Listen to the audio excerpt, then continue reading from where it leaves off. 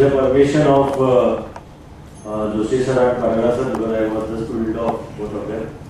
आणि एडनेक्स ने जो प्लॅटफॉर्म दिलाय त्याबद्दल मी एडनेक्स चे आभार मानतो. The most interesting subject and the easiest subject that we deal with the competitive exam is physics. That is what everyone should think of. Because for how many years we are studying physics? Anyone? For how many years we are studying physics? कोणालाच माहित नाही. किती वर्ष आपण भौतिकशास्त्र या विषयाचा अभ्यास करतोय?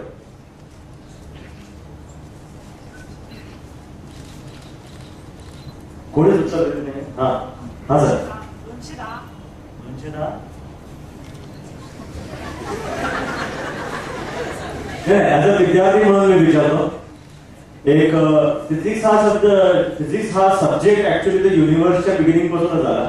म्हणजे युनिव्हर्स जेवढ्या वर्षाचा तेवढ्या वर्षाचा अभ्यास आहे असं म्हणायला हरकत नाही आपल्याला. पण ऍज अ विद्यार्थी, एक स्टुडंट म्हणून आपण फिजिक्स कधीपासून शिकायला लागलो, तर जेव्हा आपण पाण्यामध्ये होतो तेव्हापासून आपण फिजिक्स शिकायला सुरुवात केली. पाण्यामध्ये असताना आपल्या पाण्याच्या वरती चक्र लागलेलं होतं. That already told you about the rotational motion, that already told you about the circular motion, oscillation, and every parameter of the matter, properties of matter is studied.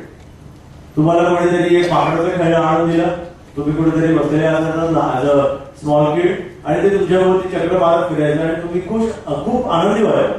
तुमचे पॅरेंट्स पण खुश व्हायचे, तुम्ही पण आनंदी व्हायचं, कारण तुम्ही ते सर्क्युलर मोशन खूप आनंदाने स्टडी केले. And what you have learned in that, त्या माकडाला एक चावी मारली की ते माकड आपलं झांज वाजून गोल गोल गोल गोल गोल गोल फिरत बसते. पण मग आपल्याला ह्या सगळ्या गोष्टी माहिती असताना सुद्धा, ओके, आपण लहानपणापासून आवाज ऐकतोय, लहानपणापासून आपण गोष्टी बघतोय, लहानपणापासून सगळ्या गोष्टी सेन्स करतोय, तरी सुद्धा हा क्वेश्चन येतोच कसा की मला फिजिक्स येत नाही, मला फिजिक्स कठीण जातं. कारण त्याचं मूळ कारण काहीतरी वेगळंच आहे. फिजिक्स जर अंडरस्टँड करायचं असेल, फिजिक्स या गोष्टीशी जर डील करायचं असेल, तर first of all we should start with logic, we should start with common sense, we should start with the language of physics, and we should also have some observation skills. Day to day life मध्ये आपण observation करत असतो आणि 90% observation physics based असतात. किती गोष्टी तुम्ही chemistry related observe करता तुमच्या दैनंदिन जीवनामध्ये, किती गोष्टी तुम्ही बायोलॉजी रिलेटेड ऑब्झर्व करता. जोपर्यंत आपण आजारी पडत नाही तोपर्यंत आपल्याला काय कळत नाही. त्याच्यामुळे जर का आपल्याला फिजिक्स हा शब्द किंवा फिजिक्स हा विषय जर का कठीण जात असेल तर कदाचित आपल्या ऑब्झर्वेशन स्किल्स कमी असेल. जे विद्यार्थी आता 12वीला गेले आणि JEE मेन्सला अप्लाय किंवा पुढे JEE ऍडव्हान्सला सिलेक्ट होतील, त्यांचं ऑब्झर्वेशन स्किल्स, लॉजिक आणि कॉन्सन्ट्रेशन किंवा कॉमन सेन्स हे अतिशय स्ट्रॉंग होणं आवश्यक आहे. म्हणजे rather than I say that solving 10,000 problems in physics and scoring negative marks in physics does not, it really relates that की आता जो स्टॅटिस्टिक्स आहे JEE मेन्सचा, जर तुम्ही त्याचा अभ्यास केला असेल तर तुम्हाला हे कळेल की बऱ्याच लोकांना JEE मेन्स मध्ये, पर्टिक्युलरली महाराष्ट्रामध्ये बऱ्याच लोकांना खूप कमी मार्क मिळाले. असे बरेच विद्यार्थी आहेत ज्यांनी फिजिक्स मध्ये निगेटिव्ह स्कोर केलाय. निगेटिव्ह स्कोर करण्यासाठी एक वेगळी मेहनत करावी लागते, तरच तो निगेटिव्ह स्कोर बनवू शकतो. म्हणजे तुमची सगळी उत्तरं चुकीची आहेत याच्यासाठी सुद्धा एक वेगळं स्किल आहे. जर ते स्किल तुमच्यामध्ये आहे तर मग सगळी उत्तरं बरोबर होण्यासाठी स्किल का तुम्ही डेव्हलप करता. So when we deal with the physics we actually deal with the problems. Most of the लोकांचं, मोस्ट ऑफ द विद्यार्थ्यांचं हे म्हणणं आहे की always we deal with the problems. So many formulas, so many symbols, so many equations and so many dependencies. And therefore, for many of us, we find out that the physics is a difficult subject. Who made it difficult? The subject is. Basically, we all know the subject is not difficult. Either the interpretation of a subject is difficult or application of the subject in terms of an exam, whether it is a competitive exam or whether it is a board exam, we made it difficult. Board या वर्षीपासून 70 मार्काला एकच paper बनवला, त्याच्यामध्ये सुद्धा पॅरेंट्सने आवाज केला, त्याच्यामध्ये सुद्धा विद्यार्थ्यांनी हेजिटेशन दाखवलं. Why this type of hesitation is This barrier is making you to go away from the subject and you cannot deal with the subject. So let us do something. Let us do some constructive work on the subject, not only on the physics, but at least on PCM when we are appearing for the JEE mains or JEE advanced type of exams. Okay? Madam मी बऱ्याचशा गोष्टी तुम्हाला clear केल्या, त्याच्यामुळे मी त्या details किती time द्यायला पाहिजे, कसा अभ्यास केला पाहिजे, काय काय वाचलं पाहिजे, ह्या सगळ्या बऱ्याचशा गोष्टी कॉमन आहेत. मग आपण आता फिजिक्स मध्ये काय करायला पाहिजे हे थोडं थोडं बघूया.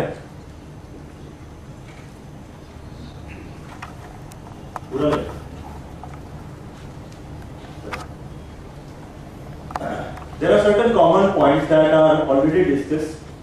Okay, first two points are very important according to me. Comprehensive study material म्हणजे काय? म्हणजे बाजारामध्ये असलेली जेवढी काही पुस्तकं असतील ती विकत घेणं आणि आपल्या कपाटामध्ये जमा करणं, स्टडी टेबल वरती ठेवणं आणि कधीतरी 8-15 दिवसांनी एकदा त्याच्यावरती धूळ साफ करणं, हे कॉम्प्रिहेन्सिव्ह स्टडी मटेरियल नाही. कॉम्प्रिहेन्सिव्ह स्टडी मटेरियल म्हणजे तुम्ही जे मटेरियल बनवलं तुमच्या स्वतःच्या वाचनातून, that I call as a comprehensive study material. ज्याची लँग्वेज तुम्हाला फॅमिलियर आहे, ज्याच्या स्टेप्स तुम्ही स्वतः बनवलेले आहेत, असं जे मटेरियल आहे ते तुमच्या प्रत्येक एक्झामला यूज होणार आहे, ते comprehensive study material.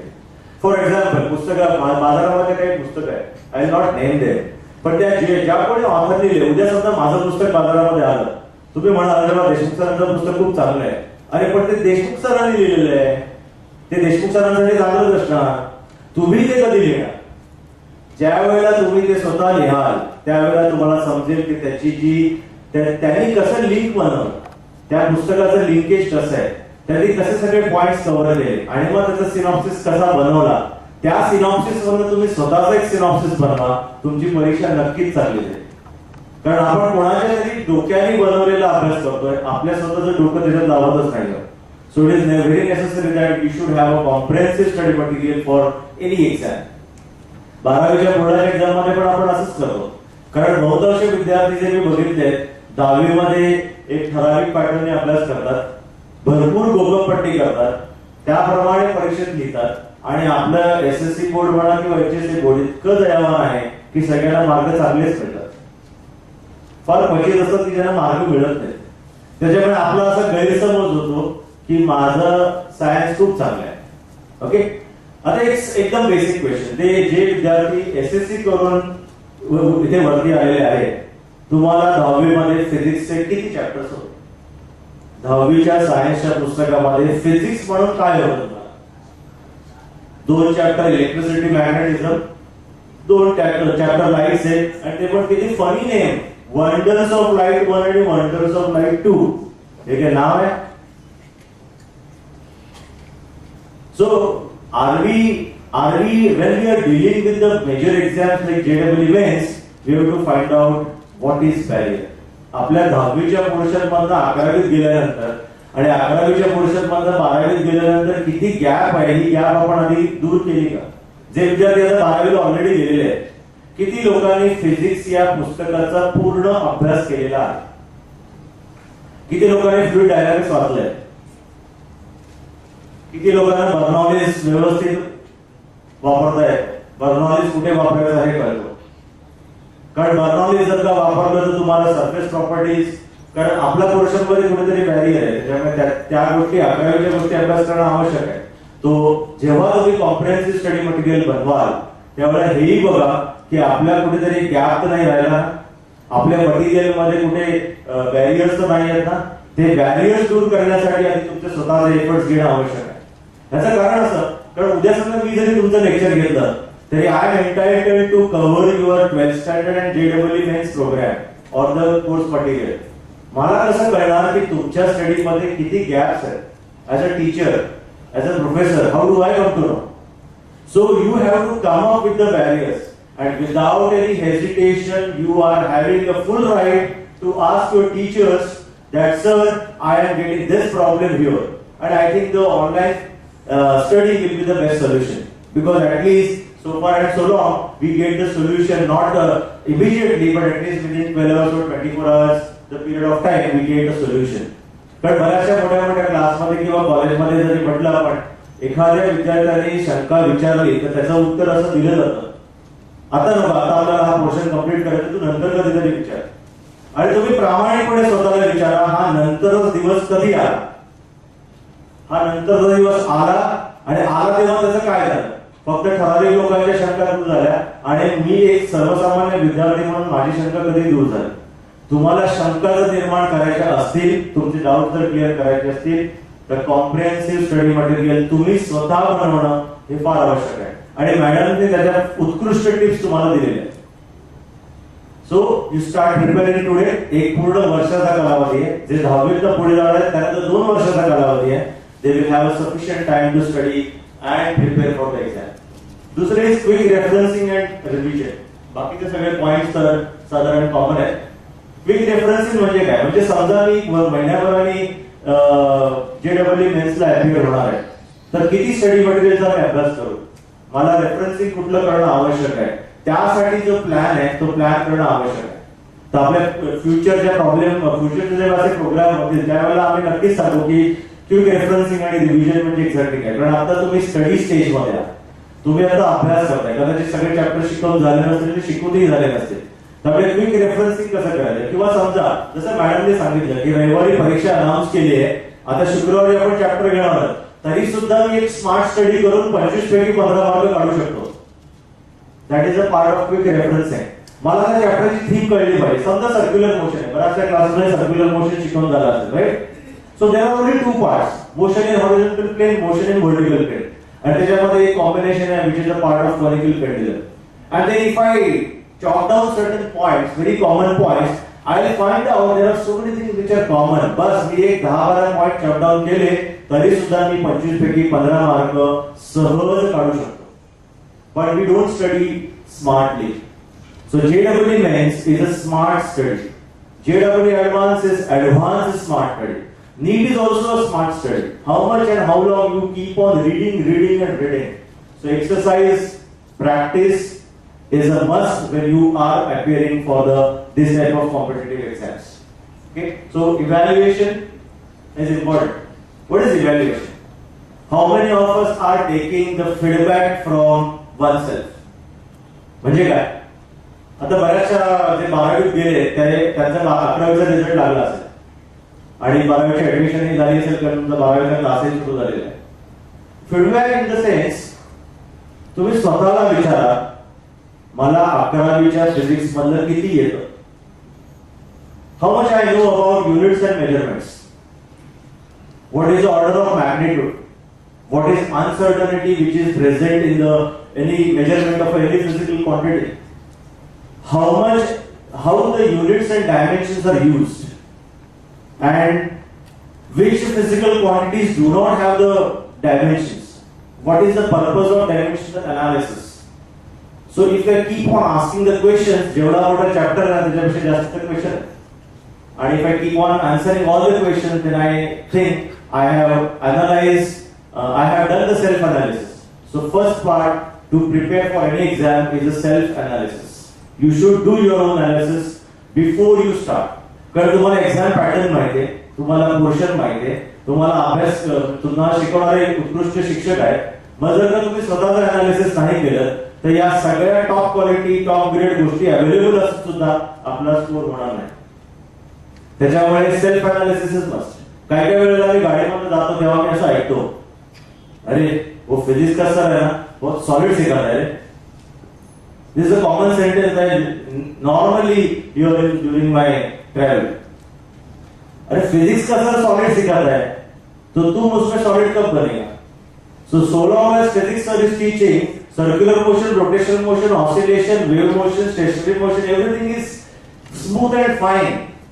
But whenever physics sir is not available in front of you, what about the all types of motions? So you have not analyzed because you are impressed by his teaching, but are you impressed by his knowledge?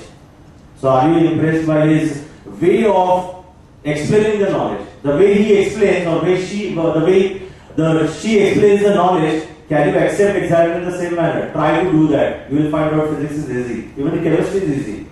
Because he has some techniques to explain the things in a very simple manner, which may be explained in complex notations, either in notes or in textbooks. So try to do this. Talk with the study material. ask the questions to the study material. Study material is always ready to give you the answers for that. So first step I think everyone should start here is to self-analyze oneself. तुम्ही मोठ्या क्लासला गेलात किंवा अगदी private tuition जरी लावली, चांगल्या कॉलेजमध्ये गेलात आणि जे ऑथर्स ऑफ बुक आहेत त्यांनी जेव्हा जरी तुम्हाला शिकवलं तरी पण कोणीही गॅरंटी देणार नाही की तुम्ही जेडब्ल्यू मध्ये फिजिक्स मध्ये 100% मार्क्स काढता. तुम्हाला स्वतःच अनालिसिस करणं आवश्यक आहे and which is very important thing. Discussion with the experts of course comes when there is an analysis. Next. So this is what the major contains of the physics: concepts, fundamentals, applications, new theories. या चार गोष्टीवरती physics based आहे. Concepts आपण 7वी 8वी 9वी 10वी 11वी पासून शिकत आहोत. Force म्हणजे काय, इनर्शिया म्हणजे काय, मोशन म्हणजे काय, ऍक्सेलरेशन म्हणजे काय वगैरे वगैरे. पण त्याचं ऍप्लिकेशन कुठल्या फंडामेंटल बेसिसवरती ते आहे त्याचा आपण स्टडी 12वीमध्ये करतोय. Most of the problems are application based आणि म्हणून त्याला लागणाऱ्या ज्या नवीन थिअरीज आहेत त्या आपण शिकतोय का? आपण स्टडी ऑफ मोशन 9वी मध्ये शिकलो, ऍप्लिकेशन ऑफ फोर्स 9वी मध्ये शिकलो, मग तिथेच का नाही थांबलं? But we have a more application part in the higher study and therefore we are having the new theories in the physics. Next. Wait, ठीक है. Physics has how many of you know that how many discrete chapters the physics has and how many integrated chapters the subject physics has? याचा अभ्यास कोणी केलाय का? Physics मध्ये असे कुठलेही टॉपिक सांगा, असा एखादा टॉपिक सांगा की जो दुसऱ्या टॉपिकशी रिलेटेड नाही.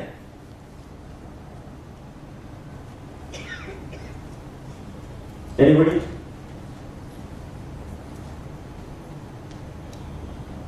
There is no topic. Since your silence is giving me an answer that you cannot find a topic, or actually your processor has started to find out the at least one name to give the answer to such question. That this chapter, sir, this is the chapter which does not have any linkage to anybody. Not with the physics, not with the chemistry, not with the mathematics, not with the biology. Physics, every chapter has a link with the every other chapter. So interlinkage of the chapters is important. For example, कसं? समजा आपण एक इलेक्ट्रोस्टॅटिक्सचा अभ्यास करतोय. Okay, electrostatic एक मी soap bubble घेतला. Soap बबलला आपण charge केलं. इलेक्ट्रोस्टॅटिक्स आपण 11वी मध्ये पण केलेलं आहे. So I have charged the soap bubble with the help of some method, maybe Coulomb method, maybe Faraday method, some technique I have used.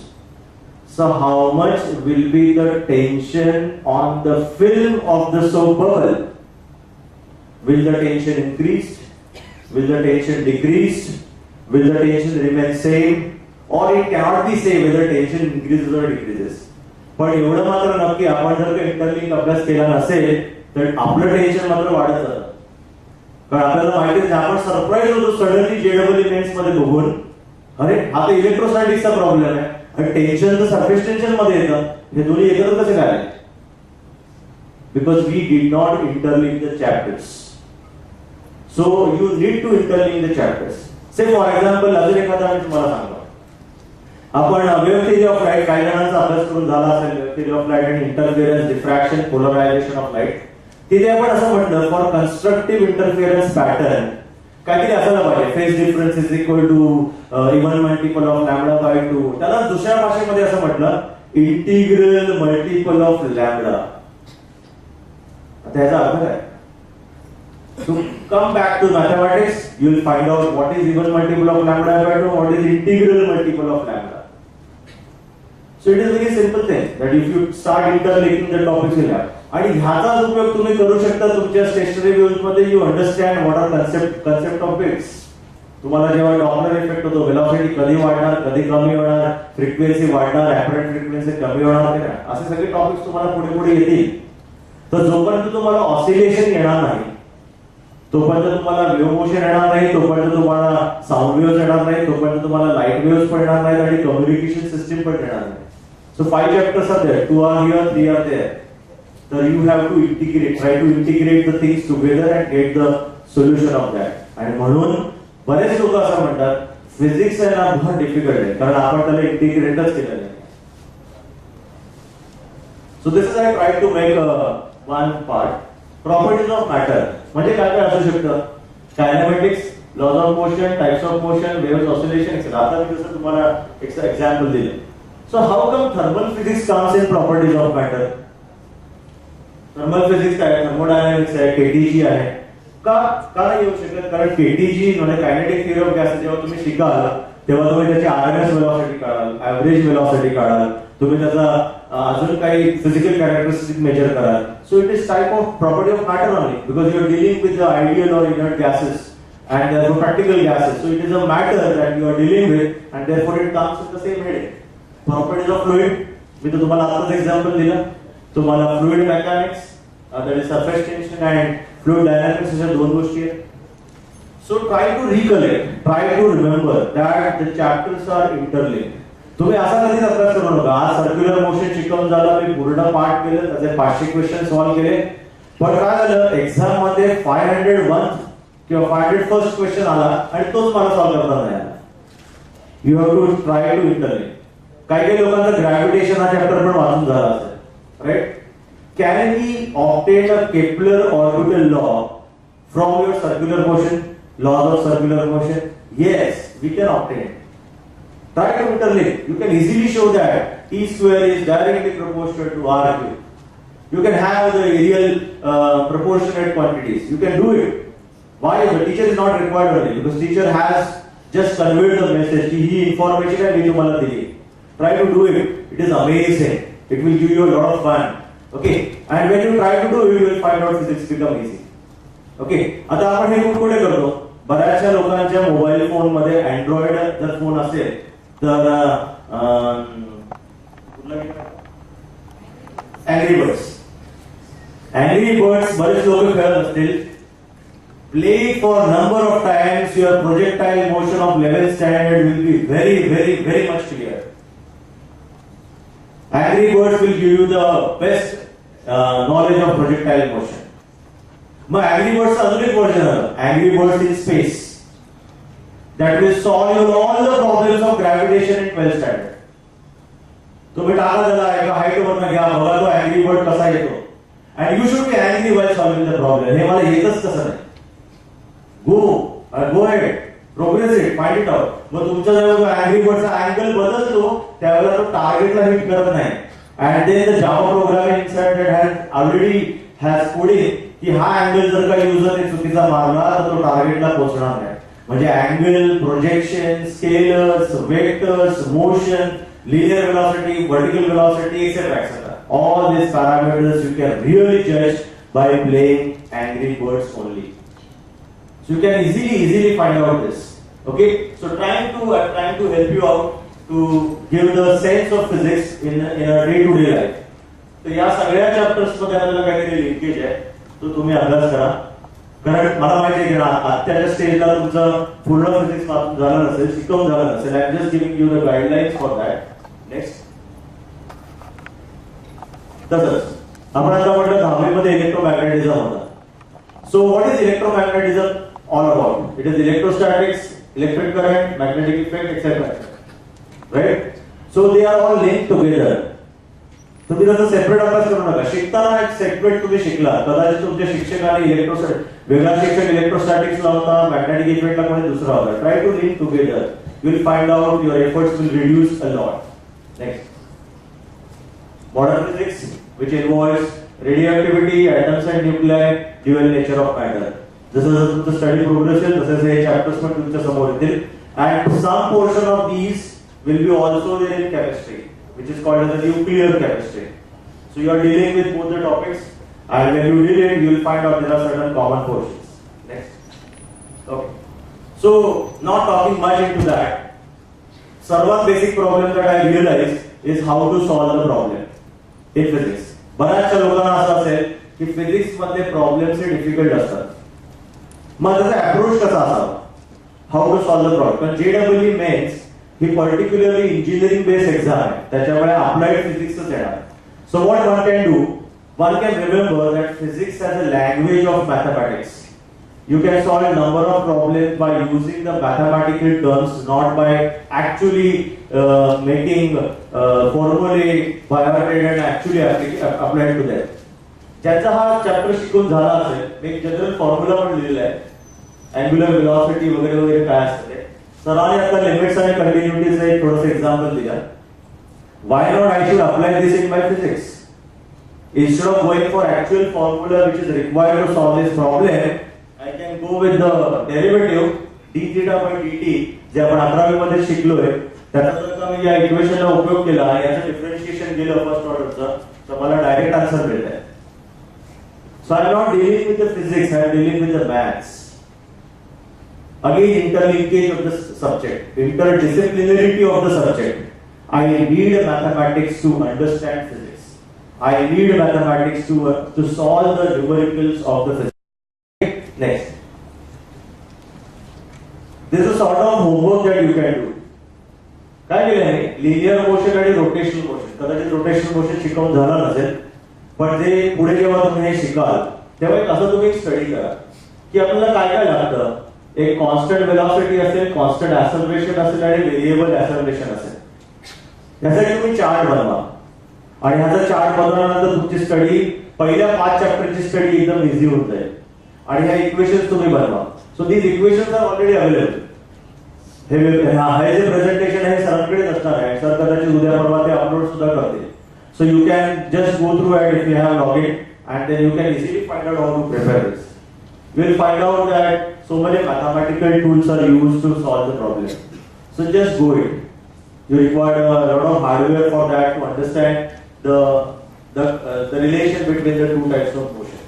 Just do this. हे फक्त एक डेमॉन्स्ट्रेशन स्लाइड आहे की ज्याच्यामध्ये मी 2 चॅप्टर्सला मिक्स करून एक काहीतरी अनालिसिस करायचा प्रयत्न केला आहे.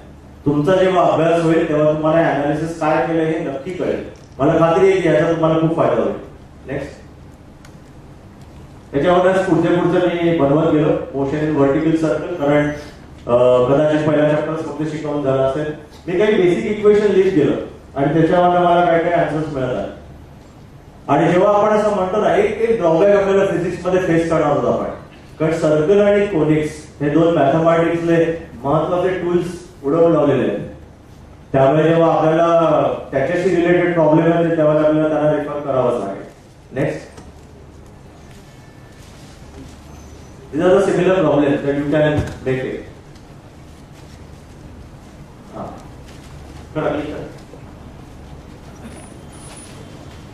असाच एक प्रॉब्लेम मी सॉल्व्ह केलेला आहे आणि त्याच्यावर मी instead of using the equality equation I have used inequality आणि I have solved the problem. किती स्टेप मध्ये आन्सर आलं? मॅक्झिमम 3. किती सेकंड लागतील मला? साधारण 10 ते 12 सेकंड्स. आपल्याला किती वेळ आहे? 43 सेकंड्स. पण हा 10 ते 12 सेकंड्सचा अनालिसिस मी केलं तर कदाचित मला खूप कमी वेळामध्ये करेक्ट आन्सर्स मिळतील. So you need to work to study the problem, to understand the problem. Okay. इथे जे पालक वर्ग बसले त्यांना कदाचित ते कळणार नाही की हा प्रॉब्लेम काय आहे, पण स्टुडंटला हे नक्की कळेल की हा प्रॉब्लेम व्हर्टिकल मोशनशी रिलेटेड आहे आणि मला maximum speed of revolution calculate करायला सांगितलेलं आहे. आणि then I have used inequality. आणि इनइक्वॅलिटी हा कन्सेप्ट आपण 9वीच्या मॅथ्स मध्ये शिकलेलो. म्हणजे 12वीचा प्रॉब्लेम सॉल्व्ह करण्यासाठी मी 9वीचं मॅथमॅटिक्स यूज केलं आणि then I got the answer correct. So I save the time because I already understood what is inequality. Next. Go through एकदम घ्या. असेच काही पॉइंट्स चॉप डाऊन केलेले आहेत. Next. So I not discuss all of them because this is actually a lecture for circular motion. Next. Highlight केलेले points जे आहेत, highlight केलेले जे हे आहेत, जे काही ग्रीन जे ऑरेंज तुम्हाला दिसतंय ते ऍक्च्युअली माझे मेमरी प्रॉब्लेम्स आहेत की या गोष्टी मला लक्षात ठेवायचे. काय काय असू शकतं, E is greater than square root of 5GL वगैरे वगैरे. हे जे लिहिलेलं आहे हे माझ्या मेमरीसाठी. मी त्याला हायलाइट करेन. तुम्ही हायलाइटर्स वापरा, मार्कर्स वापरा, तुम्हाला त्याचा खूप उपयोग होईल. आणि त्याचे टेबल बनवा, त्यामुळे तुम्हाला कळेल की वेलॉसिटी कुठे आणि कशी असते. Next. Good good. Okay. Light. See the first point, preparation of laws of reflection. What is required? 11th standard book plus NCERT. So when we go through this, you can go through the slide because I will not discuss the slide. When you are going through the subjects like light, sound, heat, modern physics, I think you should prefer the NCERT textbooks. Because JEE mainly concerned with the NCERT आहे. त्यामुळे आपले नुसतं HSC चे textbook वाचून किंवा क्लासेसचे किंवा कॉलेजच्या नोट्स वाचून आपलं JEE मेन्स होणार नाही. Read NCERT textbook number of times. Lot of hints आणि NCERT textbook प्रत्यक्षात विकत घ्यायची गरज नाहीये. तुम्ही NCERTच्या वेबसाईटला व्हिजिट करा, ऑनलाईन बुक अवेलेबल आहे. फ्रीली ऑनलाईन बुक अवेलेबल आहे. तुम्ही डाउनलोड स्वतःच्या कॉम्प्युटरवर करू शकता.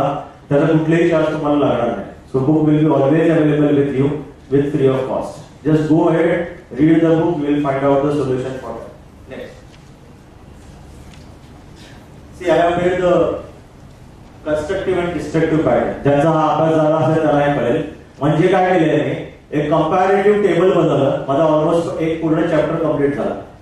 5 पॉइंट फक्त मी बनवलेले आहे, पण माझा पूर्ण चॅप्टरची स्टडी झाली as far as the competitive exams are concerned. So just try to prepare it. HSC साठी वेगळी तयारी असेल, पण कॉम्पिटिटिव्ह एक्झाम साठी comparative statements in physics are must.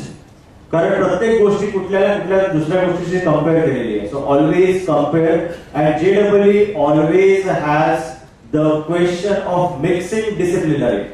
म्हणजे प्रॉब्लेम असा वाटताना वाटेल की तो सर्क्युलर मोशनचा आहे, पण तो असेल कदाचित तुमच्या ऑसिलेशन मधला. कारण ज्यांनी सर्क्युलर मोशन अभ्यास केला असेल, V is equal to R omega is a very common equation which can be used in rotational motion, gravitation, oscillation as well as in sound waves as well as in light theory. एवढ्या discipline मध्ये ती एकच equation use होते, म्हणजे मी कुठल्याही पद्धतीने question फिरवून विचारू शकतो. So one should not consider की हा सर्क्युलर मोशनचा प्रॉब्लेम आहे. It may be a problem of oscillation, it may be a problem of sound also. So go interdisciplinary. Interlink the topics together, your study will definitely improve. Next. Same from the right only. So similarly, I said you can prepare the topics for according to your convenience and your study will become better. Okay. But see again what I am talking, I am not discussing this problem. If you see the solution is not physics. Solution is maths. मी काय केलं, differentiate केलं particular इक्वेशनला आणि मला answer मिळालं. ते answer माझ्या फिजिक्सच्या आन्सरशी match होतं.